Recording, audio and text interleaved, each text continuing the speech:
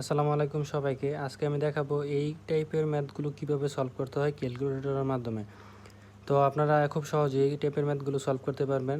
শুরুতেই আপনি এই উপরে দেওয়া ফাংশনটা উঠিয়ে নেবেন ক্যালকুলেটরে। এই যে আলফা, এই যে এটার মধ্যে ক্লিক করলে এক্স, এই যে প্লাস, এই যে উপরে 1 ডিভাইডেড বাই এই যে এক্স। তারপর আপনি এই ছেড়ে দিয়ে ইকুয়াল দিবেন। এই ইকুয়াল কিন্তু দিলে হবে না, ইকুয়াল দিবেন আপনি এই যে এইভাবে। দেওয়ার পরে এখানে আপনার যে মান দেওয়া আছে মানটা উঠিয়ে নেবেন। তারপর আপনি শিফট কলক ইকুয়াল যদি আপনি দেন তাহলে কিন্তু এখানে আপনার এক্সের একটি নির্দিষ্ট মান চলে আসছে।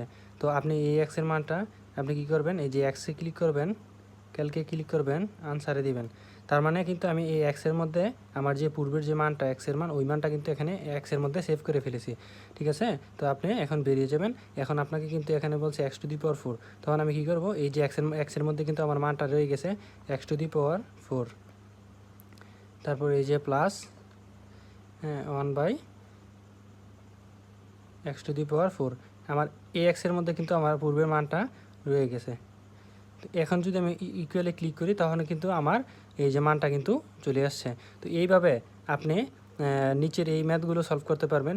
যে কোনো গাতের যে কোনো রাশি যদি দেওয়া থাকে এক্সের মাধ্যমে আপনি কিন্তু সলভ করতে পারবেন। কিন্তু এই টেকনিকটা দিয়ে কিন্তু আপনি এমসিকিউ 20 সেকেন্ড অথবা 30 সেকেন্ডের মধ্যে সলভ করতে পারবেন। তো যদি ভিডিওটা ভালো লেগে থাকে আমার চ্যানেলকে একটা সাবস্ক্রাইব করে দেবেন এবং নতুন ভিডিও পাওয়ার জন্য আপনারা আমার চ্যানেলটাকে সাবস্ক্রাইব করে দেবেন। আসসালামু আলাইকুম সবাইকে।